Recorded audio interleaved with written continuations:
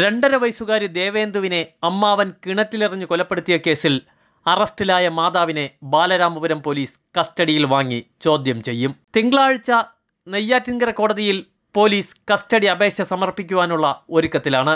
കഴിഞ്ഞ ജനുവരി 30-നാണ് നാടിനെ നടുക്കിയ സംഭവം അരങ്ങേറിയത്. അമ്മയുടെ അറിവോടെയാണ് 2.5 വയസ്സുകാരിയെ ജീവനോടെ കിണറ്റിലെറിഞ്ഞ് കൊലപ്പെടുത്തിയതെന്നാണ് പോലീസിന്റെ ശാസ്ത്രീയ തെളിവുകളുടെ അന്വേഷണത്തിൽ കണ്ടെത്തിയത്.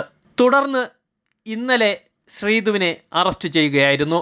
3 ദിവസത്തേക്ക് കസ്റ്റഡിയിൽ വാങ്ങി ചോദ്യം ചെയ്യുന്നതിനാണ് സാധ്യത. സഹോദരൻ ഹരികുമാറിനെ നുണപരിശോധന നടത്തി ലഭിച്ച വിവരത്തിൻ്റെ അടിസ്ഥാനത്തിലാണ് ദേവേന്ദുവിൻ്റെ മാതാവ് ശ്രീധുവിൻ്റെ പങ്ക് തെളിഞ്ഞത്.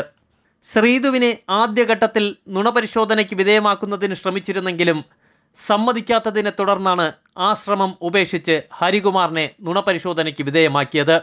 നുണപരിശോധനയിൽ ഹരികുമാറിൻ്റെ ഭാഗത്തു നിന്നും ഞെട്ടിക്കുന്ന പല വിവരങ്ങളുമാണ് പോലീസിന് ലഭിച്ചത്. 4 പേരുടെ DNA ടെസ്റ്റ് ഉൾപ്പെടെ നടത്തി ഏറെ വിവാദം സൃഷ്ടിച്ചിരുന്ന കേസാണിത്. കസ്റ്റഡിയിൽ വാങ്ങുന്ന ശ്രീധുവിനെ സംഭവസ്ഥലത്തുൾപ്പെടെ കൊണ്ടുപോയി തെളിവെടുക്കുവാനും സാധ്യതയേറെയാണ്. കൂടുതൽ പേരുടെ പങ്കിനെക്കുറിച്ചും പോലീസ് അന്വേഷിച്ചു വരികയാണ്.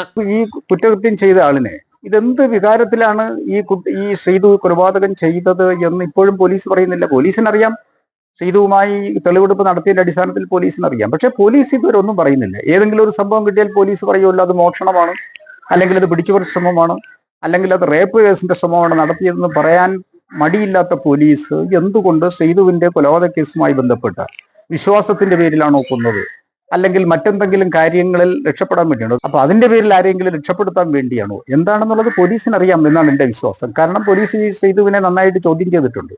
പക്ഷെ അത് പോലീസ് പുറത്തു പറയുന്നില്ല. ഇത് ആരെ രക്ഷിക്കാൻ വേണ്ടിയാണ്?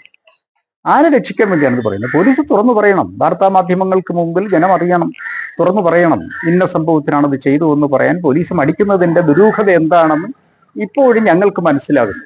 കൊലപാതകത്തിനിടയാക്കിയ കൃത്യമായ കാരണം കണ്ടെത്തുവാനുള്ള പരിശ്രമത്തിലാണ് ബാലരാമപുരം പോലീസ്.